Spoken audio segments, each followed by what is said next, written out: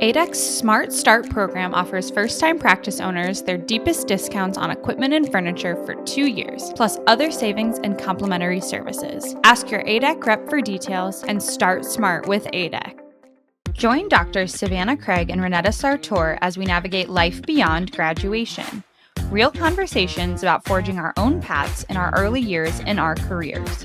There's a reason it's called practicing dentistry. All right, welcome back to another episode of Beyond Graduation. I am Savanah Craig, and with me as always, I'm Ronnetta Sartor. Happy to be back with you guys.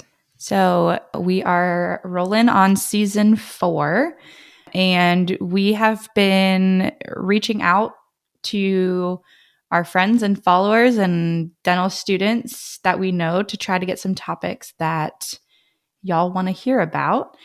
So shout out to Brandon from LeeCom, just talking about some interactions that they have had in clinic, talking to some adjunct faculty about treatment planning and different treatment planning philosophies and what that looks like in dental school and in world outside.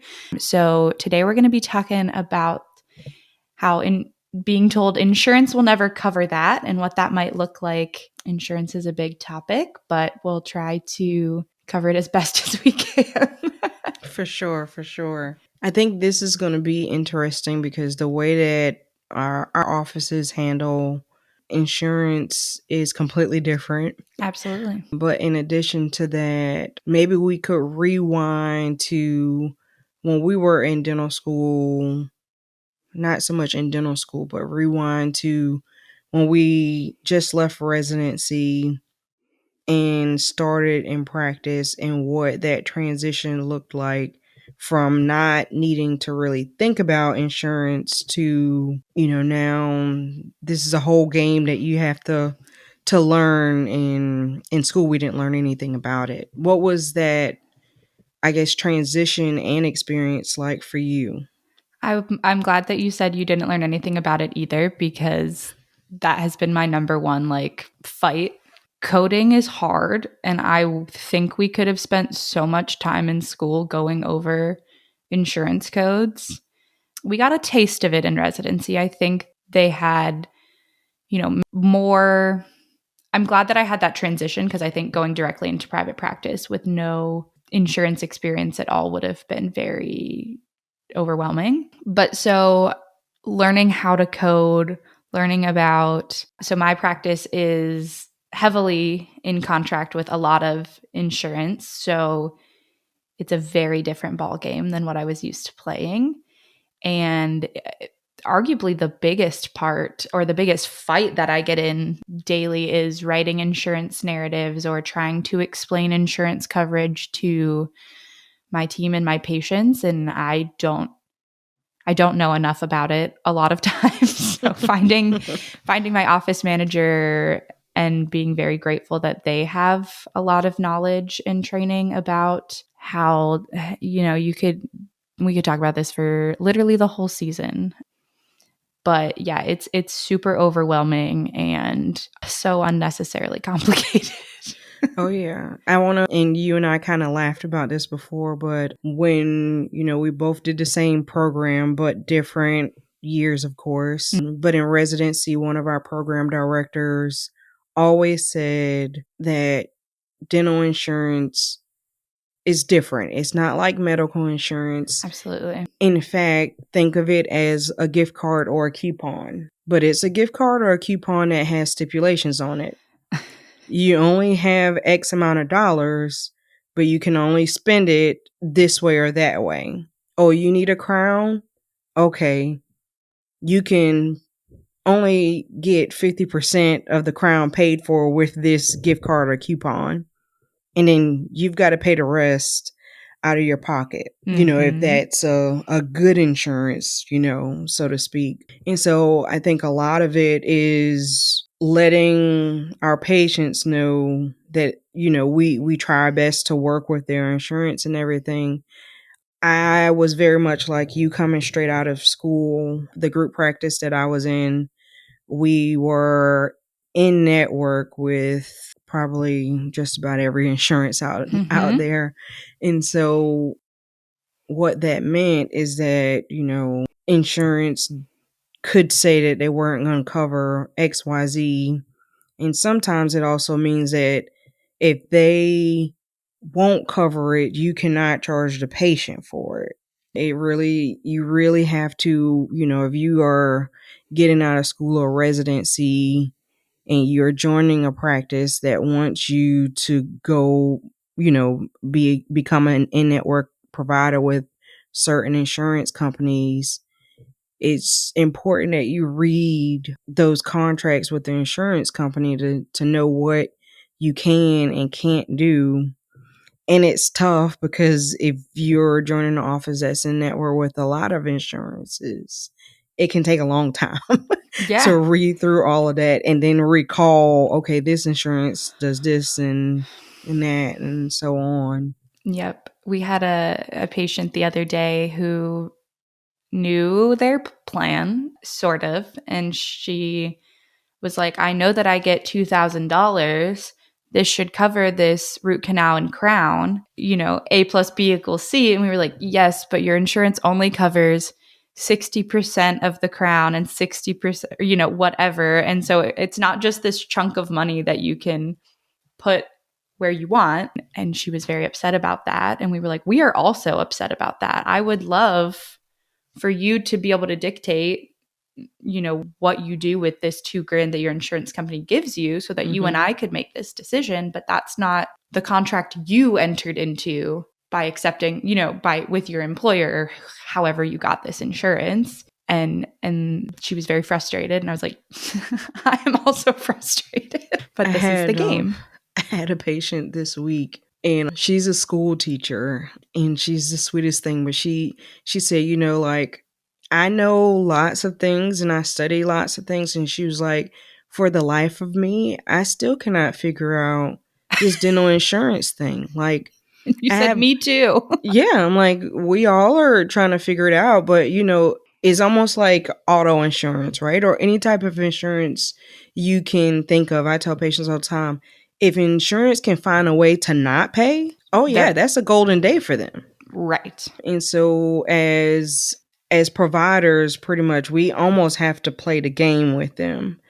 And I mentioned being in network with insurances. So I also want to touch on if you're an office that is out of network with insurance, because that's a little bit of a different. So for a brief summary, and I'm still not the best at this, in network.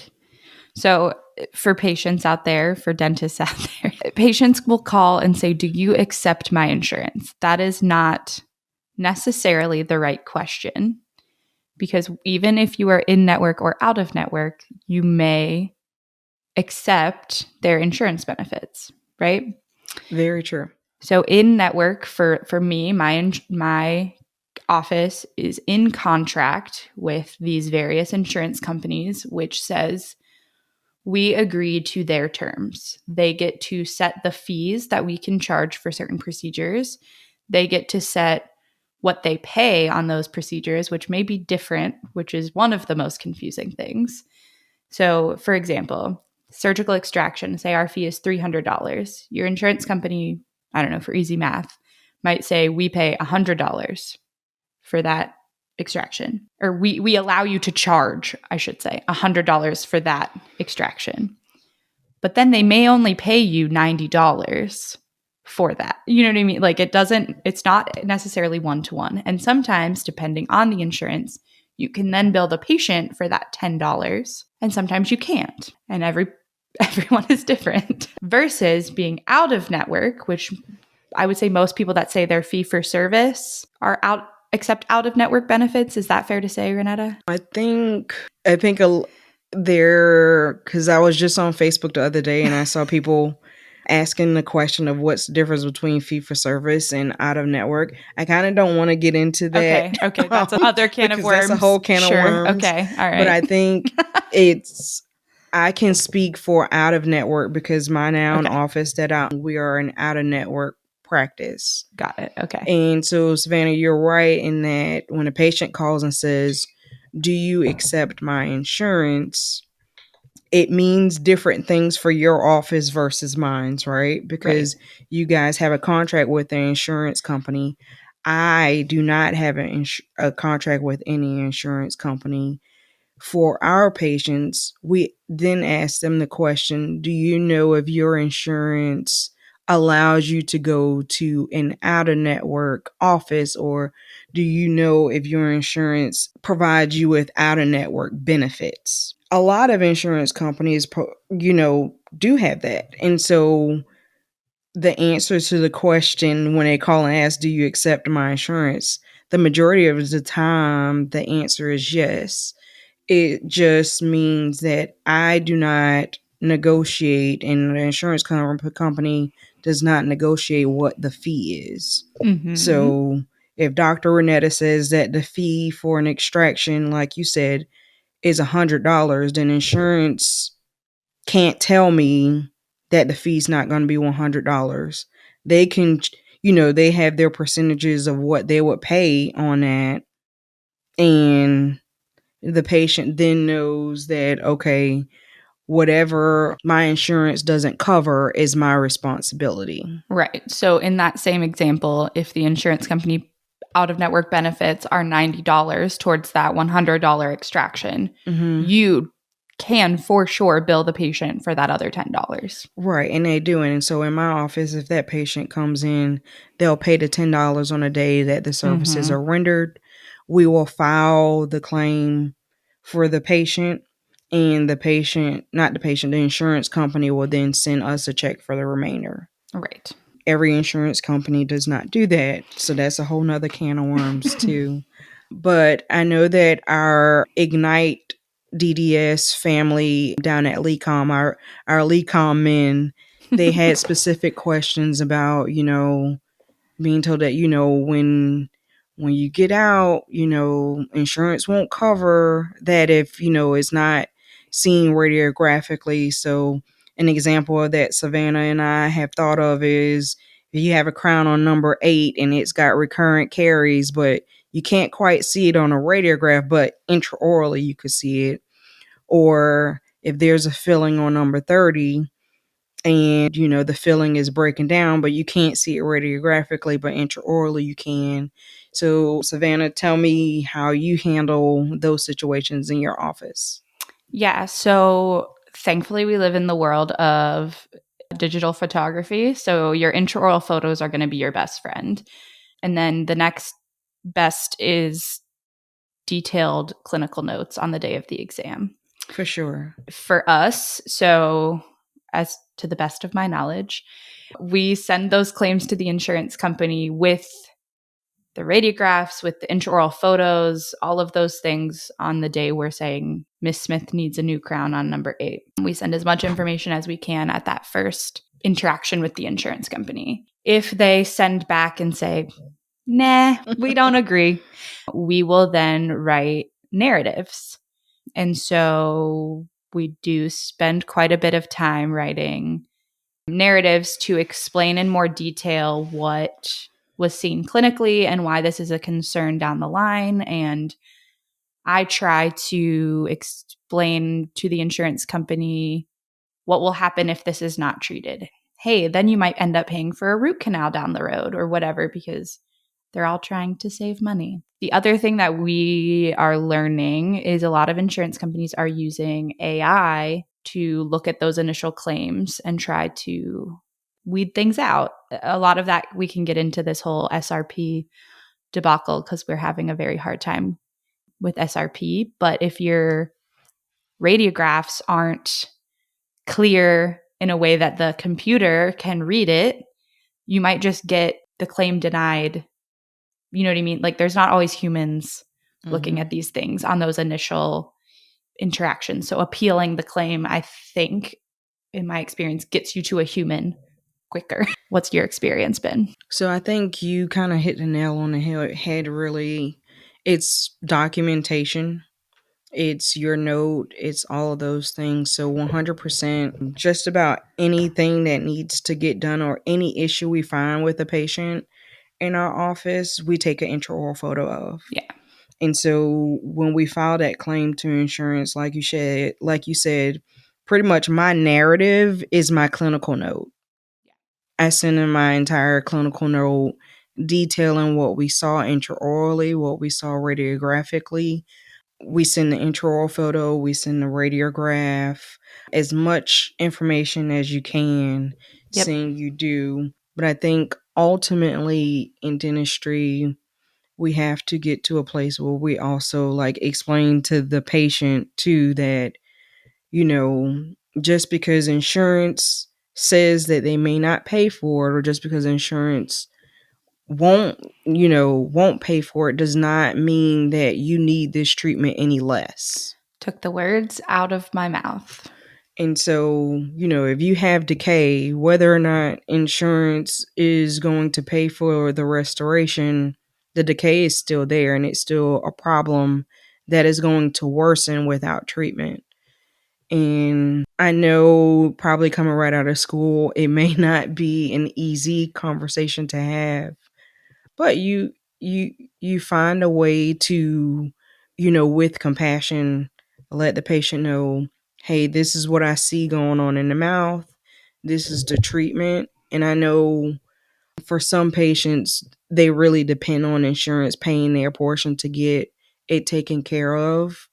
But ultimately, I think as a profession, we have to get to the point where we aren't so reliant on what insurance will pay, and don't be scared to like let your patient know what the diagnosis and treatment is based on whether or not insurance will pay. Because ultimately, our we take an oath to do no harm, and if we're not being 100% honest with those patients about what the diagnosis is, what the treatment options are, and that means all of the treatment options, and what could happen if it's left untreated, as well as what happens and risks and benefits of treating it, then we're not doing our job and duty as a dental professional.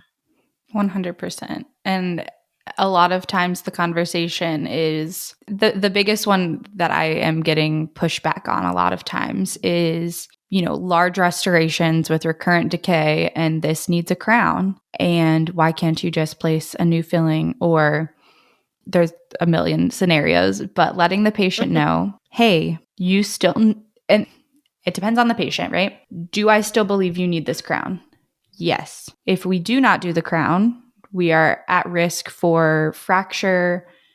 I always tell patients, insanity is doing the same thing again. If we already had a big filling and it's not being successful, why would we put a new big filling in? Some patients still just want that big filling, and it's an ethical choice as you, the provider, of are you willing to do another large restoration? Is the patient really aware of the risks of doing that? Or is no treatment a better option? And sometimes that's a hard personal decision on what you need to do. But the not letting insurance tell you how to do your job is very tricky sometimes. It is very tricky, and I think it's why we see a huge wave of dentists that are trying to go out of network with insurance companies, because it's almost like our hands are tied. Can be. Can be, for sure. For us, I think it also really depends where you're practicing. In network, out of network, how all of those things work. For us, being in network really draws a lot of patients to the practice. And I do think we are getting more people in the door and getting them exams and getting things looked at. And so sometimes in dentistry, I think we demonize the practices that are in network. And there are games you can play to make it more lucrative. And like I said, we write a lot of narratives to fight for our patients, but I'm not going to let them make me do substandard care for people either. For sure, for sure, for sure. This insurance topic we could talk about for the entire season. So if you have any other questions out there about this topic in particular, please let us know in the comments, because there are so many layers to this, and not that we're claiming to be the insurance experts at all, but I think as a new grad, this can be a really big and confusing topic, but it's super important because it's how you get paid. It's how you For sure. make your money. For sure. Super important. Yeah, so definitely reach out to us and let us know what your experience has been with it, or if you have any other questions. We hope that this helps. And as always, we will see you all next time. Thank you for joining us for this episode of Beyond Graduation.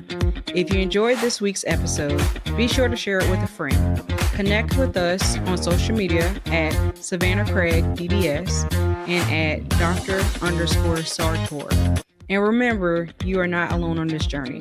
ADEC certified pre-owned equipment is a sustainable, affordable choice that makes genuine ADEC equipment available to every doctor. Each package is sold on a first-come, first-served basis. So, if you see one you like, contact your dealer. For more information, go to www.adec.com/find a dealer. Thank you for listening to Beyond Graduation, brought to you by Ignite DDS and Future Dentists. This episode was sponsored by Ignite DDS Coaching. We build self-determined futures. For more information, please reach out to the Ignite DDS team.